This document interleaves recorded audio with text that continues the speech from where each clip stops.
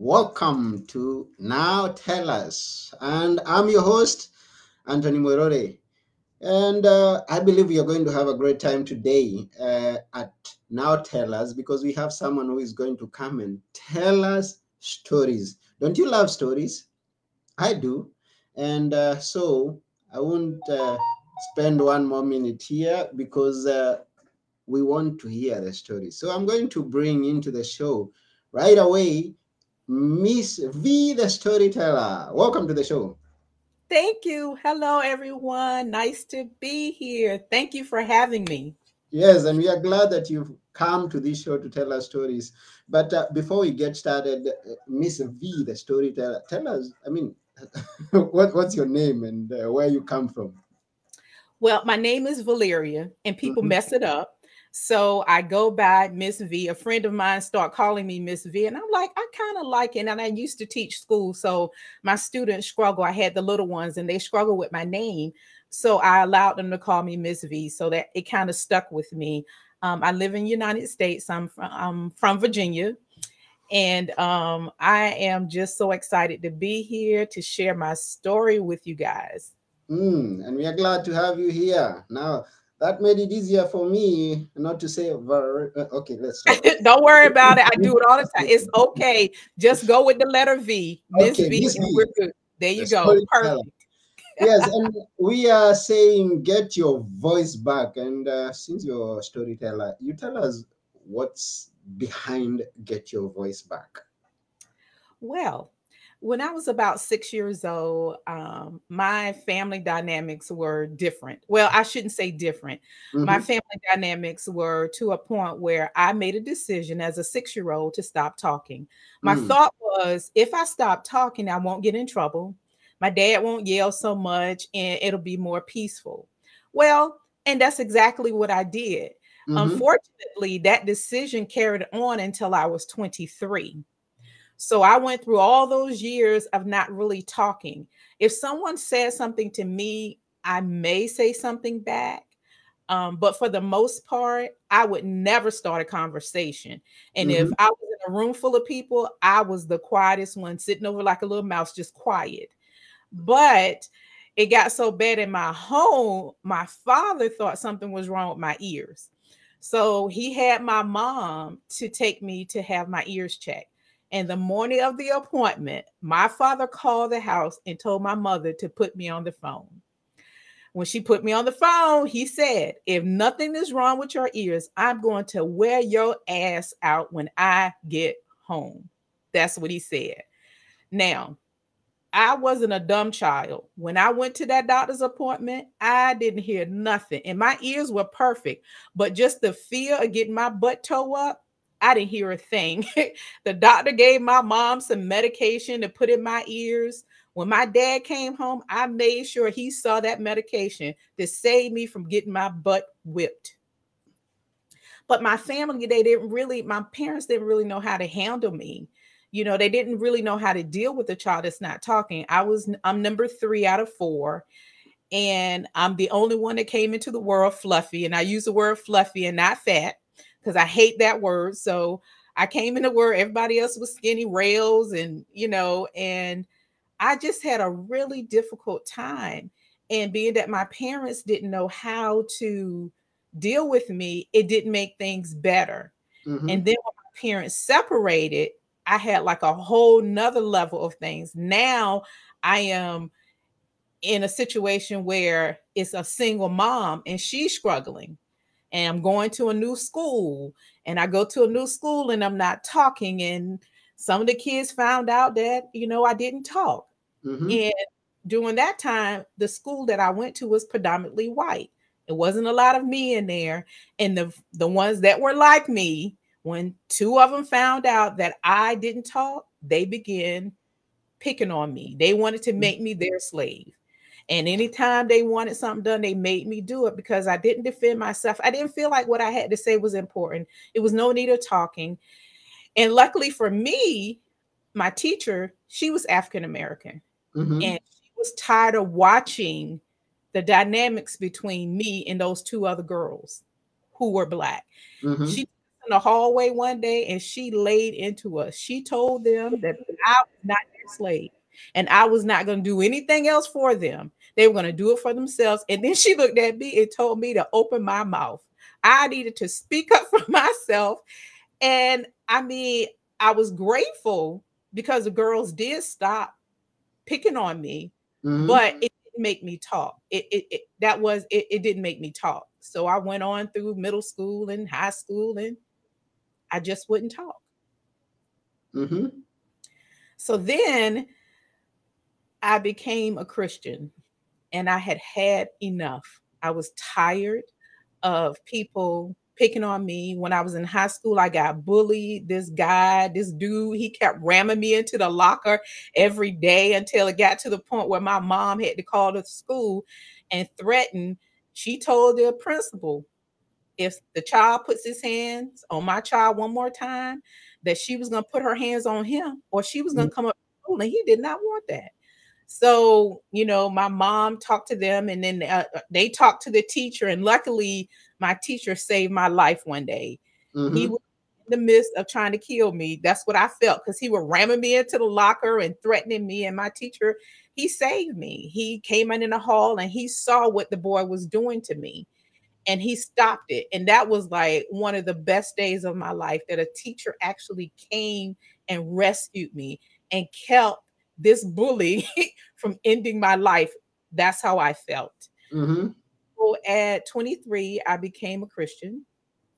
And I told the Lord I was just tired. I was tired of being hurt. I was tired of people talking across me. I was tired of being bullied. I was tired of always holding my head down, afraid to walk past a group of people because of what they may say. I was tired. And I was like, Lord, please give me my voice back. I want to talk again. And God did just that. He gave me my voice back.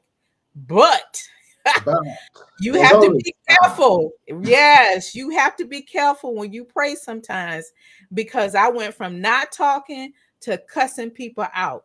My mouth became a weapon. I was going to get you before you got me.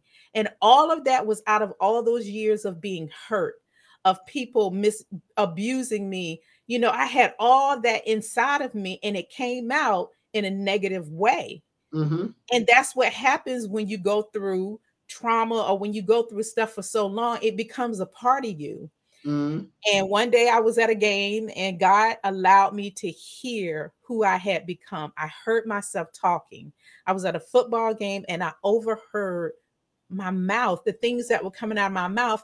And I realized that I had become the same people who had mistreated me, who joked me, who talked about me, who were bullying me. I had become one of them out of hurt. So I went back on my knees again and I was like, Lord, I cannot live like that. I'm supposed to be a child of God. I am not supposed to be hurting people. I'm not supposed to be a bully. I'm not supposed to be that. And thank God he answered that second prayer. Now, I am not 100. I'm a good 65, 70. I'm in a better place now than I was. So that means that I am not talking and I'm not cussing people out. However, you catch me on a bad day, we are all human. Everybody's human. I wouldn't want to catch you on a bad day. No, but I'm a lot better. No, I'm a lot better. Even when I do have a bad day, I don't cuss people out anymore. I try very hard to use my words for good and kindness. I watch my tone. And even if I feel like I'm getting there, I'll get quiet and then I'll come back. So I've taught myself things to do to keep me from being the cusser outer. But I also taught myself things to not to go back into hiding and not talking. Yeah, it's good. I mean, what was the worst thing that happened to you in your quiet time when you didn't have your voice? What was the worst thing that you could, among those that you have mentioned, what was the worst of them that you focus back, you look back and see, now this was the worst thing that came out of that? Well, to making the decision to stop talking. That was, to me, that was the worst thing that I could have ever done, because when you don't talk, people treat you accordingly.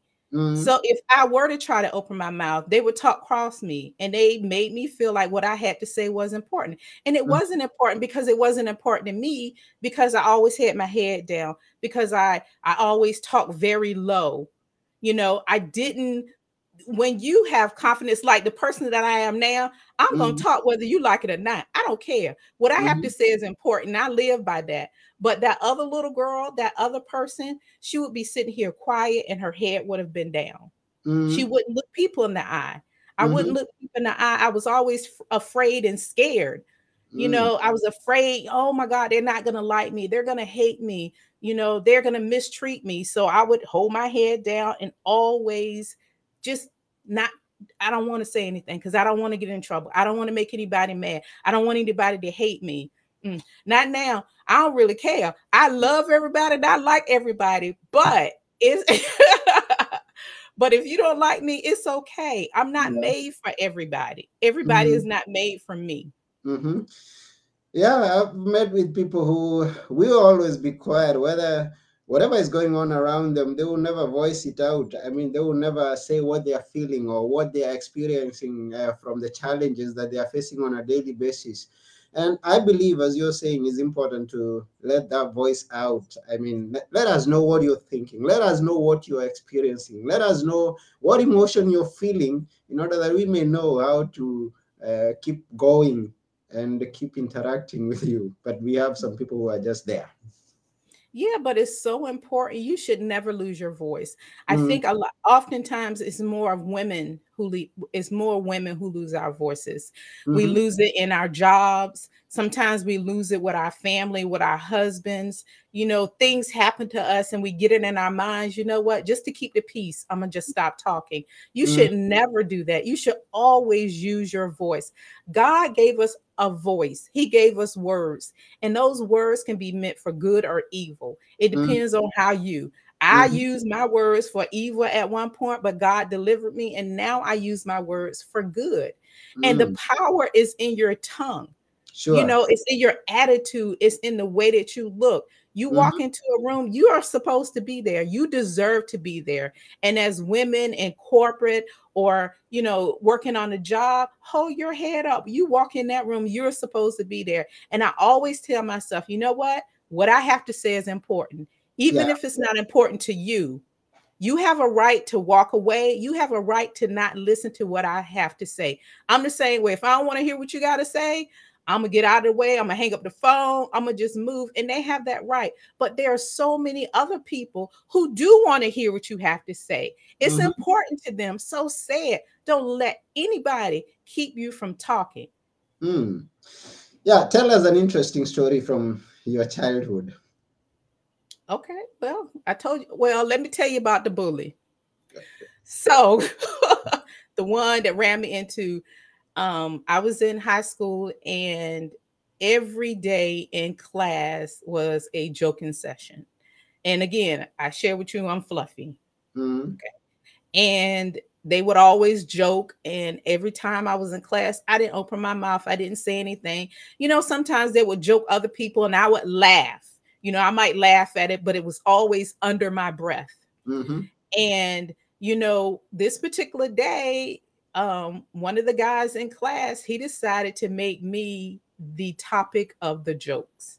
And he was joking me hard. I had my head down. My teacher, he would always give us an assignment and he would leave the class.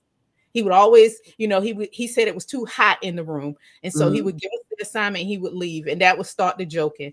So I would do my work. I wasn't going to get in trouble. I was going to do my work. I had my head down doing. And he just kept going on and on and on. And I don't know who took over my body, but someone took over my body and he called me fat. And he said, he was saying about me being fat. I turned around and looked him in the face and I told him, you know what? I might be fat, but I can lose weight. But ugly, you can't lose ugly. And you are ugly. The class fell out laughing.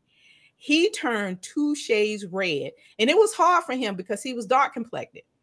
Well, when the teacher came back in, everybody act like they was doing their class work and everything, and the bell rung for us to leave. Well, he was one of the first people out of the class. So I thought to myself, I don't have to deal with him or worry about him. Listen, when I walked in that hallway, he was waiting for me. He rammed me into the locker so hard. He told me that I thought my mouth was too smart and I thought I was all this and that. And he told me that he was going to kill me. He said, "Oh, you think you're funny? I'll show you what funny is." And he just rammed me into the locker. Luckily, the bell rung and it was the end of the day. So we had to run and catch the bus so that we can get home. Well, Mm-hmm. that went on for a few days. And my mom, she noticed that every day I came home, something was wrong with me. And she pressed me to the point where I shared with her what happened. And that's when she called the school and she threatened the principal. And the next day I went to school, I just knew I was going to die Mm-hmm. because I felt like he was going to hear and then he was going to just finish me off. Mm-hmm. Told my teachers, all the teachers that I liked, that I loved them. I thought they was wonderful.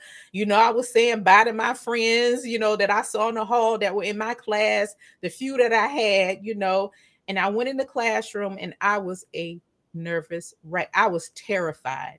I sat there shaking and quaking because I knew when that bell rung that he was going to kill me because he found out that I told. Well, class went on, and this particular day, my teacher never left the classroom. And we thought that was odd because he always gave us an assignment and left. And so everybody's looking around like, why is the teacher still in the room? We proceeded with class, the bell rung, and everybody got up, and the bully, he got up and he went out first. Well, I was hanging around because I was tired, of being rammed into the locker, and I thought he was going to kill me. Mm-hmm. So I waited as long as I could to leave that classroom. I got to the point where I was like, if I don't leave, I'm going to miss the bus. So I walked in the hall. I looked to the right. I looked to the left. I didn't see him. As I was proceeding down the hall, he jumped out from nowhere. And his goal was to finish me off. But thank God my teacher was right there. He grabbed him before he could put his hands on me and he Mm. took him away. That was one of the last times that I saw that guy. And I was so thrilled. I was so happy. Mm. Now, it's interesting how stories can also cause trouble, and especially joking, like we witnessed a few months back Yes. at the Oscars. What's your take on that? If you just in passing, you would mention about whatever happened, the trouble that was happening on the big stages. Well, basically, I feel this way, word for word. He used his words, words should have been used. It never should have been word for physical abuse. Now, if somebody had to hit you and then you hit them back, that's hit for hit. But it should always be word for word. If you're in an argument with someone, word for word, but that as soon as they put their hands on you, you just change the dynamics from word to word to hand. And when you Mm. put your hands on somebody, you need to be careful because they may put their hands back on you. And I just think that it should have been a word for word situation. Mm. It should have never escalated to something else. And that's a perspective that I have not heard before, and it's good that we are hearing it from you. It's word for word, not hand Yeah, for hand. That's beautiful. exactly. Not hand for word. It should always be word for word, no matter what it is. The Oscars and life in general. Mm. If you're having an argument with your husband, it should never switch over to hand to word. You Mm. all can have words, and if you get to the point you can't handle it, somebody needs to walk away. Mm. And just get yourself together, pull your crazy stuff together, and then come back to word from word. Never hand it. Now, if you in a boxing match, hey, hand to hand, hand to hand. Mm. And That's that's why, that's the way I feel. and I think that's why we need to be good storytellers, so that whatever happens, we are not uh, defeated, or we don't find ourselves defeated by the words that are coming. It's a dialogue. We can have a dialogue and settle on a point. I mean, and maybe work on our emotions. Like you say, Yes. I should be careful of getting you on the wrong side. But what I mean about that is not that I would go back to cussing anyone out. Mm, That was when I first got my voice back. And you have to remember, it was so many years of being hurt mm, that is what that's what came out of me. mm-hmm, But when I got it under control, you know, even now, anybody, even Jesus, if you catch him on the wrong bait, not that Jesus would cuss you out, but his tone might not be as nice as it mm, normally would be, mm-hmm, because we're all human. We're not perfect. We're gonna mess up. mm, But when you do mess up, the key is, if I do come at you incorrectly, is for me as a person to say, okay, you know what? I was snappy with him, or I was smart, or I shouldn't have cussed at him. Go back and fix it. You know what? I am so sorry I cussed at you. And not saying that I was incorrect, but the way that I did it was incorrect. mm. So what No, I need to do is I need to come back around and make it right by apologizing to you. And don't take it. And when I do apologize, I'm apologizing for a specific thing. Like me and my brother, we got into it one day, and he has to learn how to talk to people. He hasn't mastered that yet. mm, And we were talking, and I got so upset with him, I had to get off the phone. So I hung up on him. But as soon as I hung up the phone, I felt so bad, because I wouldn't want anyone to hang up on me. mm. So I called back and I apologized for hanging up on him. And that was all. I didn't apologize about anything else that had happened, because he does need to learn how to talk. He did need to, how to talk to people. But I apologize for the action of hanging up the phone. And that's Mm, what I mean by you go back and you make it right. And I say, I'll talk to you as long as you know how to talk to me. And mhm, again, go back to word for word. If I'm not cussing at you, don't cuss at me. If I'm not yelling at you, don't yell at me. Tone mhm. for tone, words for words. You're not Word going to for cuss word. me out because I'm not Yeah. cussing at you. Hmm. Now, stories could land someone into trouble. Like you gave us a story of where you landed into trouble, the other boy landed into trouble. And that's not all. We also have the other side where stories can open an opportunity or give you a breakthrough in something that you're doing. Tell us a story of that kind that you've had in your life. Okay. Well, some years ago, once I had my voice back, and one morning, I prior to that, I was having all these dreams, and sometimes I would dream in colors, and I would dream all these stories. I had all these stories in my head. And one morning I woke up and God said to me, He said, I want you to write it. I want you to write it. So I spent all Saturday, one Saturday, and I literally wrote this entire story. I wrote the characters, I wrote everything in that book. Literally, all I did is took time to go to the bathroom and to get something to eat. But I wrote all day. Mm-hmm. And after that, I had like four more, and I have four more stories in my head. What I realized is God was giving me stories. So when I had those stories, I was like, what I'm going to do with them. So the first one is I wrote a book. So the book is written. I haven't published it yet because I believe in timing. I think all things must happen in the right timing, because if Mm-hmm. it's the wrong timing, it's a hot mess. So a few years later, I was at a conference, and basically God told me that He wanted me to use my voice to help people to get their voice back. And Mm-hmm. I was like, who, me? You want me to help people to get their voice back? And He said, yes, I want you to use your stories, all the things that you've been through, all the trauma that you've been through, all the things that you've been through. I want you to share those stories. And then He was like, I want you to do it on a podcast. I'm like, on a podcast? I don't know anything about a podcast. And so He was like, I'm going to help you. And I did exactly what He said. I put all the stories, I wrote all the stories out, all the stories that happened to me, the bullying story, the story about my dad, sending me to the doctor, how I lost my voice, all those stories. And Mm-hmm. then a friend of mine, she decided that she was going to do a book of stories. And she asked me to share one. And I shared the story about me losing my voice and me getting it back. And that turned into a book. So although I lost my voice, God took me losing my voice and turned it around so that I'm able now to help people to get their voice back. Mm, That is one of the best stories. When mm. somebody takes a negative and turns it to a positive. Oh yeah, and that's good, and it's good to because we know that many people have been going through challenges, and especially the one that we've just come out of, Hmm. almost coming out of the pandemic. And so many horrible stories happened during that time. And not only that, stories are always there of things happening in people's lives.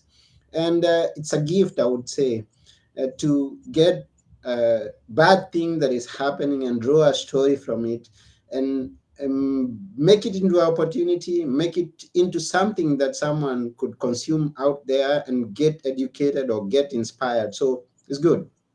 Yeah. So Mm, one of the things that I think you should do, and it helps you with stories, because in story time, I have a journal. I always have something by my bed and I write everything in it. When you are going through something, journal it. Journal mm, your feelings, everything, all your emotions and all of that. You get all of that stuff out on paper. But the key to a great story is when you come out, you go back and you write the outcome and all the feelings and the emotions that go along with it. mhm. So you can, when you're in a bad space or you're going through a whole bunch, I go through my journals and I go back and I read and I look at how I was going through this particular thing and how the outcome came. It's like Mm, during the pandemic, everybody was complaining and talking about, oh, it's such a horrible thing. It wasn't for me. It really wasn't for me. I was able to do a lot of writing. I was able to do a lot of learning, and I was able to do all those things. And I journal everything. So when I look back on the pandemic, there are lots of stories in the pandemic that I have. I wrote how I was feeling at the time, what was going on. And then I went back. If it took a month to fix, or 2 months or 3 months to fix whatever the situation was, I go back and I write, oh my God, this is what happened. I was able to pay that bill, and I was able to, and I did this, this, and this. And that made a whole story. So I'm able to share that story with someone of telling, because so many times people tell you the end of the story. No, tell me the whole thing. I want to know what you went through. I want to know, because I could connect with you. If we've gone through the same thing, like somebody who's been bullied, we can connect immediately, because you have a story of bullying and I have, but then I have a great outcome. In one of my stories, I had a teacher who saved my life. What happened to yours? I mean, stories really bring us together. But the key is, when you're doing your story, make sure you write everything, your emotions, feelings, from the beginning to the end, the outcome. Even if the outcome is not the way you want it, at least you're still here and you had an outcome. mm. That's good. So write it down, journal everything, and from those things that you write down, you could get a story out of it. And you mentioned about the key telling the story. What's the best format of telling that story? I mean, the story. Once you have a story, you say that I want to know what was going on. Or rather, to put it plainly, how do you tell the best story? What should you include here and there? How should it flow in brief? For me, it's I write my experience. Mm-hmm, Whatever happened. Let's say I was writing about this interview. I would write everything literally that happened. Oh my God, I didn't realize that, my story would start like this. I got up this morning and I had so much anxiety in my stomach. I didn't know how the interview was going to go. I'm just going through, and I'm telling you all my emotions and feelings because I want to pull you in. So I'm mm-hmm, telling you, I had anxiety. My stomach was flipping. And then I go into, okay, I went ahead, I got myself together. I did some prayer because I'm a God girl. I prayed, and, I asked God to have his way, and I did that. But then I'm sitting here, and all of a sudden I realize, oh my God, he's using a different platform. So now I have to run around, and I have literally 4 minutes to get lights up, get a board up, to get the microphone together, because I don't keep all this stuff up. So I'm running around, literally running around, trying to get everything in order. Mm-hmm. As I'm doing this, I'm sweating because I'm fluffy. So now I have to find a fan and put the fan on. And I know, and I'm like, oh my God, I'm going through all of this. And then I realized, oh my God, he might can hit a fan. So what am I gonna do? I'm not gonna sit here and sweat. So then let me go get a towel. So if I need to start, wiping the sweat, I just told you the story of what happened to me this morning. I told you Mm. my feelings. I told you my emotions, everything. And you're engaged. You're like, I want to know what happened. And Yeah. that's how you do a story. It's literally everything that happened and the emotion attached to it. And a really good story is I look at stories as this. I'm painting a visual picture for you to see through your ears. Mm-hmm. So when I'm telling you the story, you're visualizing me running around grabbing lights. You're visualizing me perspiration coming down my face. You're visually seeing all of this in your head, and Mm-hmm. that is what makes a good story. Details, your emotions, even when you're telling the story, the fluctuations in your voice, going high and low and never flat. Even your facial expressions. I use my hands, all of that. So if you want to be a storyteller and you want to tell a great story, and make sure that you are honest. People can tell when you're lying. People Mm-hmm. can tell when you make it up stuff. It doesn't flow well. Mm-hmm. And not everybody is confident in telling a story. I mean, now is one thing talking you and me, and it's another thing to imagine there is someone out there listening to us. Or maybe I walk into a room and I have to give a story, and you have some anxiety or something that we call stage fright. How do you deal with that? Um, I don't really have stage fright. I have what I, and one of the reasons I think I don't have it so much is because every story I tell is my story. It's true of what happened to me. There was a time that I told someone else's story, and I realized why God told me to share my story, because I studied the story, the platform that I was going to be on. I was like, okay, I can do this. Storytelling, oftentimes you are timed, so you have to keep it to a certain amount of minutes, and you need to and so when you're telling a story, you want to make sure you get the key points apart, and the key points across. And I was doing that, and I had studied, I had the story down.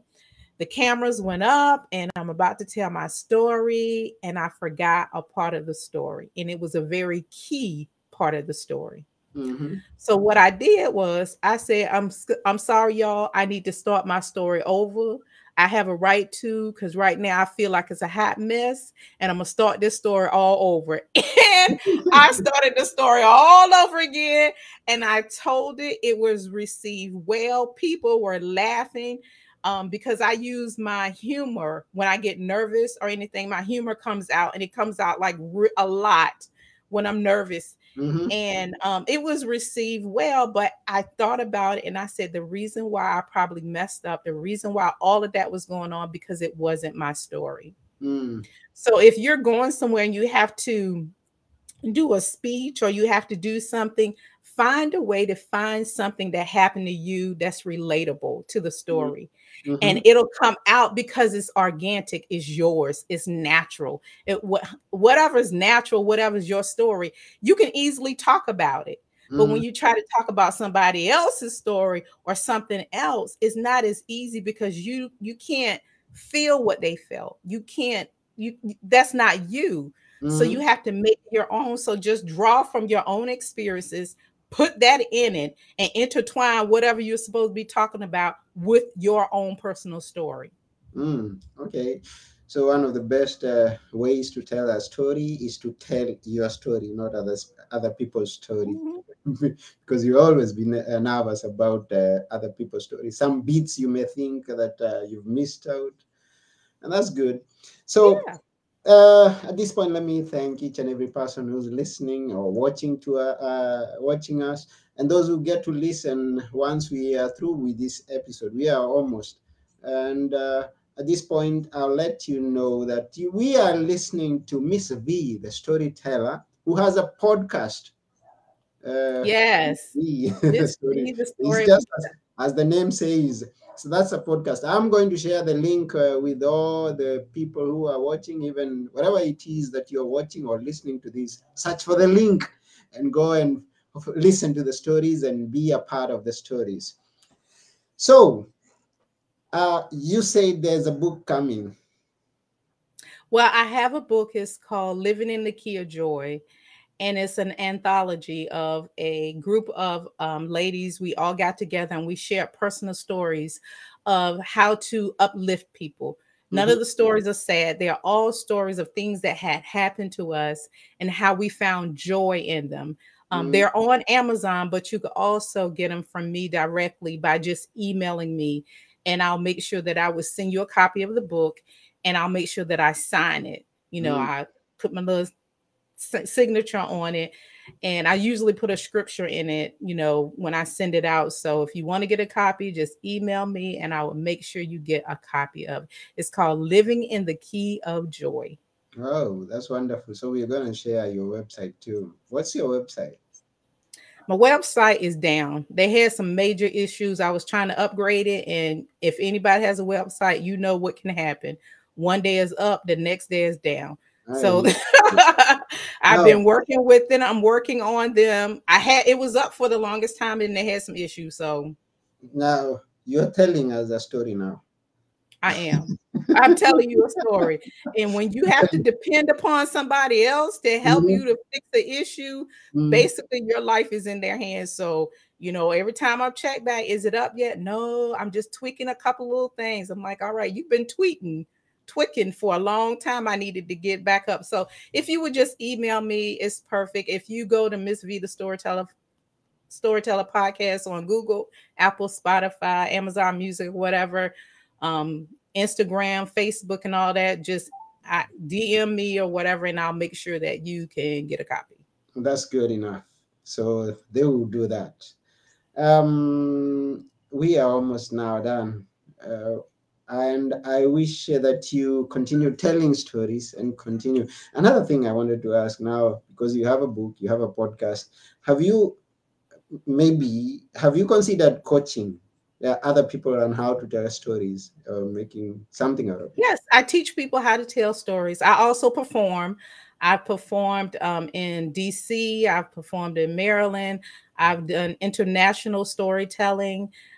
So what I do is I help people to find their story, especially for branding. If you have a company, it's so important that you have a good story, especially on your website, because if a person can connect with you, a person will most likely trust you. And if you're selling something, they'll trust that product because they made a connection with you. So helping you find your stories is definitely something that I do. I want to help you find your story. So get your voice back, you whoever is listening or watching. Yes. Get your voice back. Reach out to Miss V, the storyteller. I avoided mentioning Valeria. Okay. Valeria.